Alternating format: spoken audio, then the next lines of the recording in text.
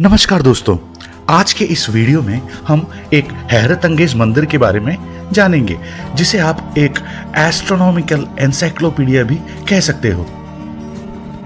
Konark sun temple. Konark नाम संस्कृत के दो अलग अलग शब्दों से बनाया गया है। कोण का मतलब कोना और अर्क यानी सूरज। सन 1984 से ही यूनेस्को विश्व धरोहर में शामिल किया हुआ यह मंदिर ओडिशा पुरी में स्थित है। हजारों साल से बदलते मौसम और विदेशी कहर से जूझता हुआ यह मंदिर आज गिर न जाए, इसलिए इसे अंदर से रेत भरकर दरवाजा सील बंद कर बाहर से स्कैफोल्डिंग से सपोर्ट दिया गया है। इस मंदिर के निर्माण हेतु कोंडालाइट, क्लोराइट और लैटराइट पत्थरों का इस्तेमाल किया गया है।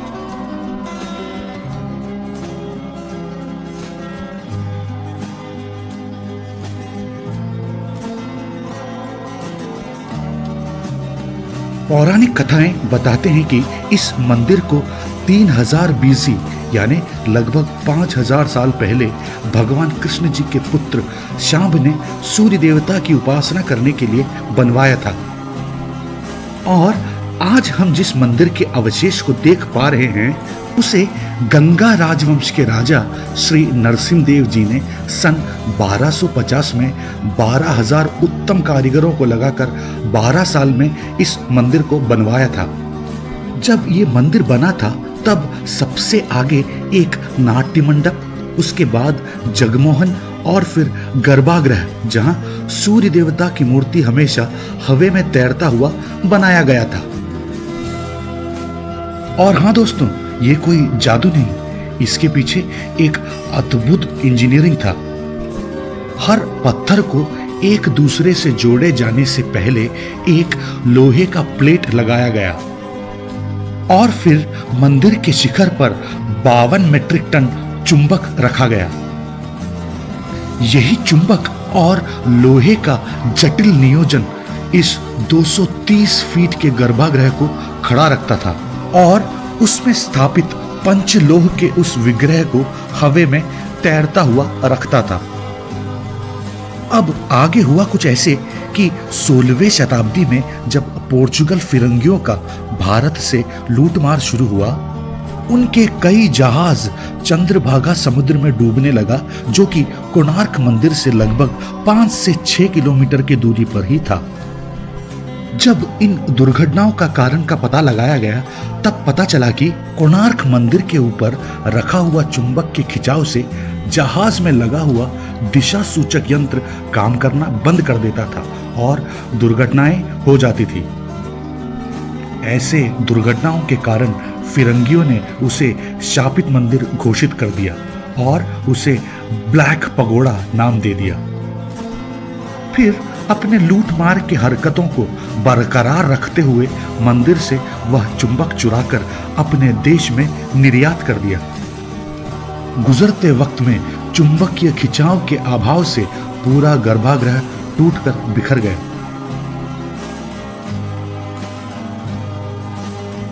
इसके बावजूद भी यह बचा हुआ मंदिर सूरज से संबंधित कई जानकारियां देता है।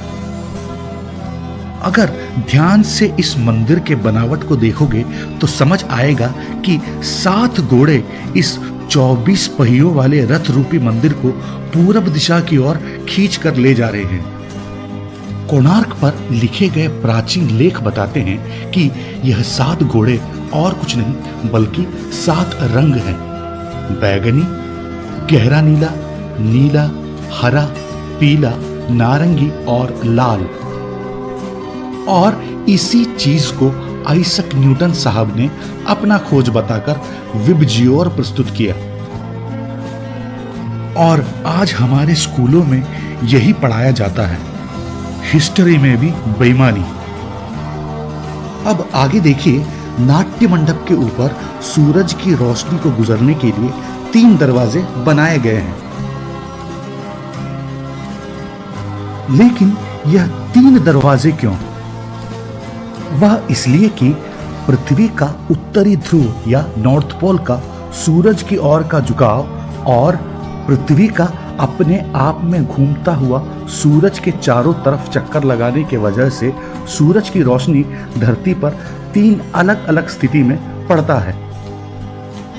इसीलिए सूरज जब उत्तरायण में होता है तब उसकी रोशनी उत्तरी दरवाजे से होकर गुजरता है। वैसे ही दक्षिणायना में एक दरवाजे से और विषुवायना में बीच वाले दरवाजे से होकर रोशनी गुजरता है। और इसी विज्ञान को समझकर अंग्रेजों ने शायद समर सॉल्स्टिस, विंटर सॉल्स्टिस और इक्विनॉक्स का खोज किया। अब यहाँ 24 पहियों में एक पहिया है जिसे धूप घड़ी कहते हैं। आपको यह धूप घड़ी कुछ इंडियन करेंसी में भी दिख जाएगा।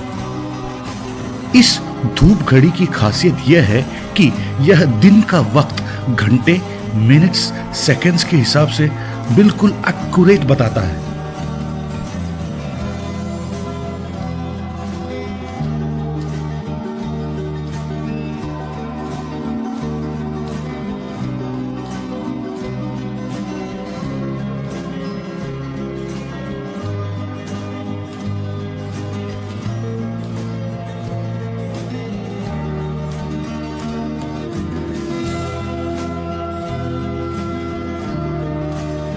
अब अगर आप इस मंदिर के हर एक प्रतिमाओं को ध्यान से देखें तो पता चलेगा कि सारे प्रतिमाएं उस वक्त के मनुष्य के जीवन शैली को दर्शा रहा है।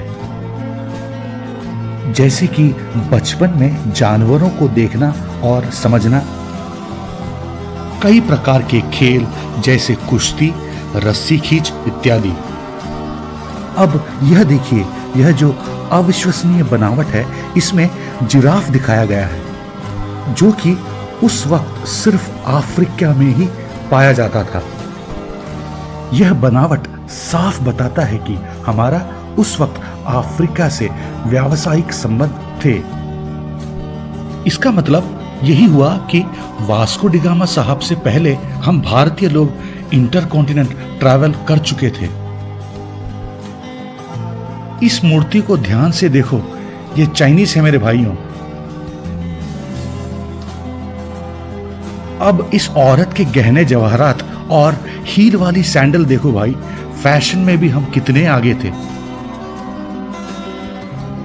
इस औरत को देखो जो कि बच्चा जनने के बाद नीम के लकड़ी के आग के धुएं से अपनी योनि का कीटाणु शोधन कर रही है।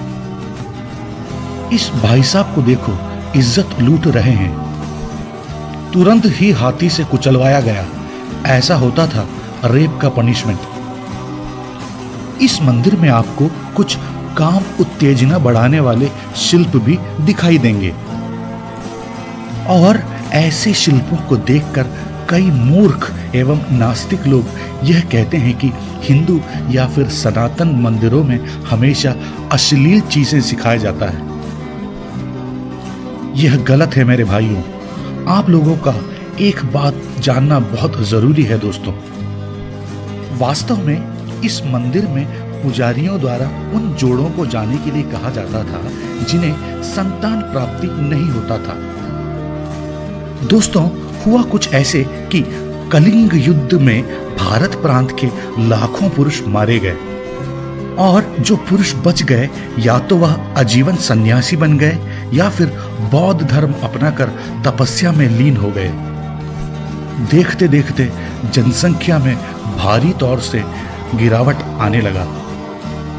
ऐसी परिस्थिति को हटाने के लिए ही ऐसे कई मंदिर बनाए गए जिसे देख पुरुष कामुक्त हों और जनसंख्या आगे बढ़े।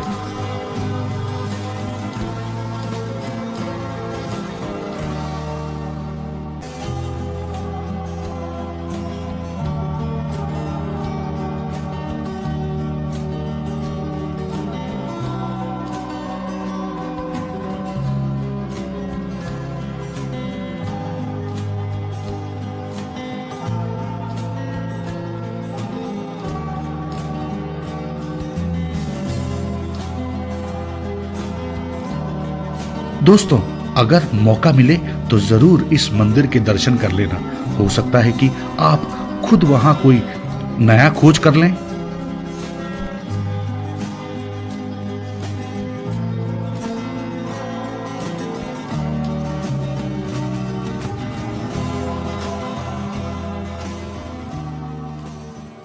जय हिंद।